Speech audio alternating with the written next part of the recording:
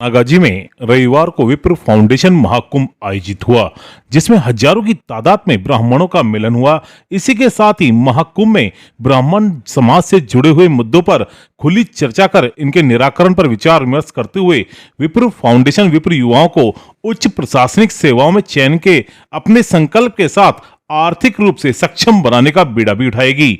इसके लिए विप्र बैंक की स्थापना की जाएगी ताकि उद्यम स्थापित करने वाले युवाओं को सस्ती दरों पर आसानी से ऋण उपलब्ध हो सके। विप्र बैंक स्थापना के पीछे 1 लाख परिवारों को रोजगार उपलब्ध कराने की बड़ी सोच है।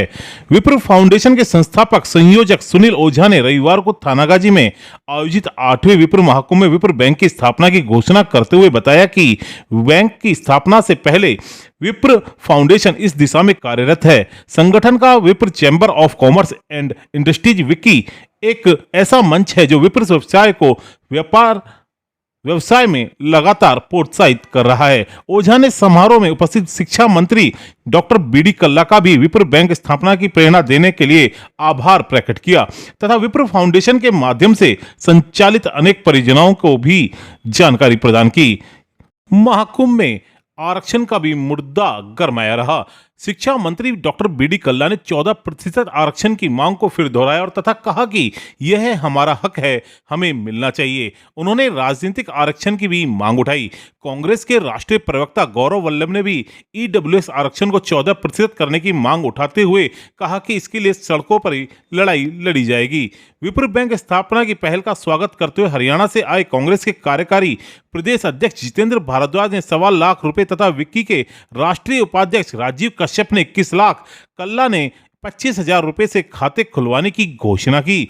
पूर्व मंत्री रोहतास शर्मा, समाज कल्याण बोर्ड की अध्यक्ष अर्चना शर्मा, विधायक रामलाल शर्मा व संजय शर्मा, पूर्व विधायक शंकरलाल शर्मा, पूर्व विधायक कृष्ण मुरारी गंगावत, कांग्रेस के नरेंद्र शर्मा आदि ने भी विप्र समाज को संगठित करने की अपील तथा समर्थन किया।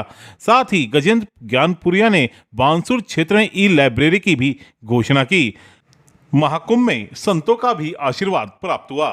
विप्र महाकुंभ में फूलनाथ जी महाराज, अनंतनाथ जी महाराज, हनुमान दास जी पारासरधाम, जयराम दास जी, गलता पीठाधीश्वर अवधेशाचार्य जी, पंचखंडाधीश्वर सोमनेन्द्राचार्य जी, जगन्नाथ जी मंदिर महंत त्रिपुलेश्वर महादेव, महंत पांडुपौल, बालक देवाचार्य जी महाराज आदि आशीर्वाद देने पहुंचे। संतों के साथ वेद पाठी बच्चों ने भी पूरे सभागार को मंत्रोच्चार से पवित्र किया। इससे पूर्व महाकुंभ में 1100 महिलाएं सिर पर मंगल कलश लेकर बस्ती के परिक्रमा लगाते हुए डीजे की धुन पे नाचते गाते हुए कार्यक्रम स्थल पर पहुंचे। महाकुंभ में भाजपा से पूजा कपिल, धर्मवीर शर्मा, कांग्रेस जिला अध्यक्ष योगेंद्र मिश्रा, थानागाजी से सुनील बोहरा, अभिषेक मिश्रा, आशीष शर्मा, कैलाश पुरोहित आदि की गरिमा में उपस्थित रही। विप्र फाउंडेशन के प्रमुख पदाधिकारी गणों में विप्र फाउंडेशन की ओर से राष्ट्रीय उपाध्यक्ष विजय बसोतिया, भुवनेश चतुर्वेदी कोटा, दीपक पारिक बीकानेर, परशुराम रथ यात्रा राजस्थान संयोजक कपिल चोटिया, हरियाणा विप्र फाउंडेशन के प्रदेशाध्यक्ष कुलदीप शर्मा, डॉक्टर के शर्मा, डॉक्टर राजेश शर्मा, गोविंद शर्मा, विनोद अमन, विष्णु पारिक, परमेश्वर शर्मा, पवन पुजारी, के शर्मा उदयपुर, उमेश तिवाड़ी, विक्की के राष्ट्रीय उपाध्यक्ष राजीव कश्यप, डॉक्टर रजनीश शर्मा, धर्मेंद्र शर्मा, पवन शर्मा, सुनीता शर्मा, अलवर जिलाध्यक्ष भूदेव शर्मा, युवा जिलाध्यक्ष पीयूष पंडित, संरक्षक प्रकाश अडीचवाल, जिला महामंत्री संजय कौशिक, विकास तिवाड़ी, राजेंद्र शर्मा, सुनील सालपुर, महिला जिलाध्यक्ष चित्रा शर्मा, प्रदेश उपाध्यक्ष प्यारेलाल शर्मा, धीरज गौतम सहित बड़ी तादाद में पदाधिकारी मौजूद थे। वो समझ लीजिए जो आदि भौतिक पर ही रुका रहेगा, उसको आदि दैविक पे भी जाना चाहिए और आध्यात्मिक पे भी जाना चाहिए। शस्त्र की अपनी सीमाएं हैं, शास्त्र की अनंत सीमाएं हैं और उसके लिए हमको सबसे पहले शास्त्रों का अध्ययन करना चाहिए। और आपकी जानकारी के लिए बता दूं, मैंने अपने पुलिस जीवन में आईपीसी, सीआरपीसी तमाम तरीके के एक्ट तो पढ़े ही पढ़े, लेकिन जब मुझे ज्ञान हुआ पिछले 5-7 सालों में, मैंने तकरीबन शास्त्र पढ़ने की कोशिश की है और शास्त्र पढ़ के मैं इस निष्कर्ष पे पहुंचा हूं कि ये विज्ञान है कि 50-60 साल 70 सालों में कुछ लोगों ने विज्ञान विज्ञान विज्ञान का इतना शोर मचा दिया और ये दिखाया कि हाइड्रोजन के 2 ऑक्सीजन के 1 से पानी बन सकता है। तो मैं अपने अनुभव और अपने अध्ययन के बेसिस पर कह सकता हूं कि ये शास्त्रों में जो चीज लिखी है, जो हमारे कर्म कांड हैं, जितनी चीजें हैं, ये भी पूरी तरह विज्ञान है। आपको सिद्ध करना आना चाहिए। युग ऐसा है, इस युग के अंदर किसी को उपदेश देने की आवश्यकता नहीं है, किसी को सलाह देने की आवश्यकता नहीं है। सिर्फ अपने कर्म को पहचानने की आवश्यकता है कि मुझे जो ईश्वर ने कर्म दिया है, उस कर्म की ईमानदारी के साथ मैं निर्वहन करूंगा। और आपकी कलम के अंदर वो ताकत है जो आपके बोलने से हल्ला नहीं मचाएगा, आपकी कलम के साइन से वो चीज हल्ले के रूप में परिवर्तित होगी। इसलिए ज्यादा कुछ कहने की आवश्यकता नहीं है, करने की आवश्यकता है। और करना आपके विवेक के ऊपर आधारित है। आपके विवेक के आधार के ऊपर आपने जो कर्म कर दिया, उस कर्म को कोई चैलेंज नहीं कर सकता, उसके लिए कुछ कहने की आवश्यकता नहीं है। राजेश जी कर्नल मेरे अजीज मित्र हैं, विश्वविद्यालय छात्र राजनीति के अंदर मेरे साथ रहे हैं, अधिवक्ता के तौर पे भी कई वर्षों से मेरे संबंध हैं। जिस तरीके से मेहनत और परिश्रम समाज को एकजुट करने के लिए कर रहे हैं, उनका भी मैं तहे दिल से धन्यवाद ज्ञापित करता हूं। एक मेरा आप सबसे निवेदन है, एक नई यूनिवर्सिटी शुरू हुई है सोशल मीडिया। ये एक ऐसी यूनिवर्सिटी है जहां बॉर्डर के ऊपर जाके बंदूक लेके लड़ाई लड़ने की आवश्यकता नहीं है। कई मेरे भाई इसी के ऊपर तलवारें खींचते रहते हैं, बंदूकें चलाते रहते हैं, ऐसे ऐसे शब्दों का प्रयोग करते हैं कि जैसे सामने वाला सुबह उठेगा ही नहीं, सल्टा दिया उसको रात को ही। तो आपसे मेरा हाथ जोड़कर निवेदन है, आज के बाद किसी के ऊपर भी नकारात्मक टीका टिप्पणी हम नहीं करेंगे। ये शपथ लेकर हम जाएं, किसी के ऊपर भी नहीं। ऐसी टीका टिप्पणी, ऐसी पोस्ट हम सोशल मीडिया के ऊपर नहीं डालेंगे जो किसी की भावनाओं को आहत करने वाला हो, चाहे वो समाज का व्यक्ति हो, चाहे वो दूसरे समाज का व्यक्ति हो। ये समाज के अंदर एक वैमनस्य पैदा करने वाली चीजें हैं, बाकी मिलना किसी को कुछ नहीं है।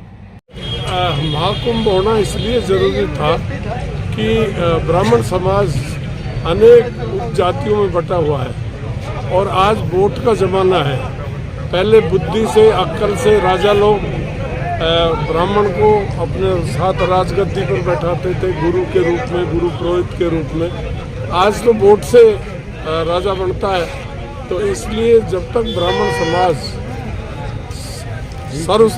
सर्व ब्राह्मण समाज एक नहीं होगा, तब तक परिणाम नहीं आएंगे। और परिणाम नहीं आएंगे तो अभी पिछड़ गया, आगे आगे और पिछड़ जाएगा। जो अग्रणी समाज था, मैं समझता हूँ आज आपकी गिनती कुछ 8वें 10वें नंबर पर, पहले नंबर पर होती थी। तो इसलिए ये महाकुंभ का आयोजन किया है, ये बहुत अच्छा है और इसके परिणाम ठीक आएंगे। और थानागाजी में तो स्पेशली अगर इसकी ये महाकुंभ की बात मान ली जाएगी तो सीट तो आपकी रिजर्व होगी। आंकड़ा भी पार कर सकते हैं। ब्राह्मण समाज का एक ही संदेश है इस कार्यक्रम के माध्यम से कि ब्राह्मण सर्वे भवन्तु सुखिनः की बात करता है और सर्व समाज को साथ लेकर के चलने की हमने आज यहाँ पर संकल्प लिया है। और ब्राह्मण समाज को कोई भी अनदेखी ना करे और ब्राह्मण समाज अपने मुद्दों पर जो आग्रह कर रहा है उसे आक्रोश में न बदलना पड़े, ये बड़ी विनम्र प्रार्थना है। और हम सब समाज को साथ लेकर के चलने के लिए यह बात कर रहे हैं। खास करके EWS को लेकर के हमारा मांग है कि 14% हो और जो इस पे बाधाएं हैं उसको ठीक की जाए। दूसरों को जो मिलता है वही हमको मिले। मंदिर माफी की जो जमीनें हैं उस पर जो अवैध कब्जे हो रहे हैं, ये मंदिर सारे हम तो ये चाहते हैं कि सरकारी नियंत्रण से मुक्त हो जाए। अच्छा, आप लगातार हर जोन में अलग अलग जगह मीटिंग कर रहे हैं, क्योंकि 3 स्टेट में बड़ा चुनाव है, तो ब्राह्मणों को क्या संदेश है इस विप्र महाकुंभ के माध्यम से? ब्राह्मणों को संदेश है कि हम भारत को विश्व गुरु बनाने के लिए सबसे पहली भूमिका ब्राह्मणों की। ब्राह्मण सक्रिय हों, सब समाज को साथ लें और देश के निर्माण में आगे बढ़ें। ब्रह्मकुंभ से एक शक्ति आई है। अभी देवस्थान मंत्री ने पुजारियों का मानदेय बढ़ाया है, इसको आप कहाँ तक लेते हैं? ये बिल्कुल नाकाफी है, जो बढ़ाया है उसका आभार है, उनका धन्यवाद है। लेकिन ब्राह्मण पुजारियों का जो मामला है, हम तो ये चाहते हैं कि ये मंदिर सरकार क्यों इसको नियंत्रण में करेगी? दूसरे धर्म के धर्म स्थान जो है क्या वो सरकारी नियंत्रण में है? अगर वो नहीं है तो हिंदुओं के भी, सनातन धर्म के भी जो धर्म स्थान है वो हमारे हाथ में होना चाहिए। तरक्की के बारे में विचार विमर्श यहाँ पर हुआ है और हर व्यक्ति को अपना योगदान समाज के लिए देना चाहिए, क्योंकि समाज में जो कुरीतियाँ उनका शमन हो, समाज कैसे आगे बढ़ सके, बालिका शिक्षा को कैसे बढ़ाया जाए, समाज में व्याप्त कुरीतियों को कैसे समाप्त किया जाए, इस स्तर पर विवेचन हो और एकता एकजुटता का परिचय हमेशा देना चाहिए, क्योंकि समाज के जाजम पर जो नीतियों की बात होती है उसे आत्मसात करके लागू करने का दायित्व एक शब्द में कह सकते हैं विप्र समाज ने संदेश दिया प्रेम प्यार सुख चैन की वर्षा होती रहे और 14% आरक्षण की बात विशेष रूप से आई, तो ये संभव है आपको? देखिए, संभव असंभव की बात नहीं है, लेकिन अपनी मांग रखना, अपने अधिकार की बात करना ये हम सबकी जिम्मेदारी है। अभी तक सामाजिक समानता और शिक्षा में प्रसार को लेकर विप्र फाउंडेशन 2009 से कार्य करता रहा है और उसी कड़ी के तहत आज विप्र फाउंडेशन ने विप्र महाकुंभ का जो आगाज़ राजस्थान के अंदर अपने अलवर जिले में थानागाजी में किया, उसको इन्हीं बातों को लेकर ये मीटिंग रखी गई और ये महाकुंभ रखा गया, जिसमें हम विशेष मुद्दे जो रहे हमारे EWS में जो 14% तक का आरक्षण है वो हमको हर जगह मिले, उस बात को लेकर, और हमारे जिस तरह से शिक्षा में हमारा एक वर्ग विशेष पिछड़ रहा है, हम लोगों को ये आने वाली पीढ़ी को ये कहना है कि अगर संघर्षरत रहना है तो हमको शिक्षा को चुनना पड़ेगा और शिक्षा में आगे बढ़ना होगा। इन सभी मुद्दों को लेकर आज विप्र फाउंडेशन की ओर से विप्र कार्यक्रम की अपार सफलता के लिए सभी को साधुवाद करना चाहूँगी और इस कार्यक्रम से संदेश ये जाता है कि हम जो ब्राह्मणों को बटा हुआ महसूस कर रहे थे वो सारे ब्राह्मण एक हैं और आज इस एक जाजम पर बैठकर उन्होंने साबित कर दिया कि हम सब एक हैं, कोई भी बटे हुए नहीं हैं। ये पूरा राजनीतिक लेवल पे भी ये जाएगी बात और हर तरीके से सामाजिक लेवल पर भी ये सारी बात जाएगी कि हम सब एक हैं, हमें कुछ विभाजन नहीं है। थानागाजी में कुछ समाज सेवी या कुछ जो चुनाव की दावेदारी दिखा रहे हैं उनमें आज मिर्ची लगी है कि भारती जी की मतलब चुनाव की दावेदारी दिखा रही हैं कि आप चुनाव लड़ेंगे थानागाजी से या क्या है? चुनाव के बारे में भी कुछ स्पष्ट रूप से मैं नहीं कह सकती, क्योंकि अभी इसके बारे में कुछ निर्णय लिया नहीं है। मिर्ची लगे नहीं लगे वो उन्हीं के ऊपर डिपेंड करता है, बाकी ऐसा कुछ है नहीं, क्योंकि अभी तो हमारे डॉक्टर अवताश कुमार शर्मा जी जो मेरे ससुर हैं वही अभी प्रयास कर रहे हैं, तो देखते हैं, बाकी समय बताएगा वो क्या होगा क्या नहीं।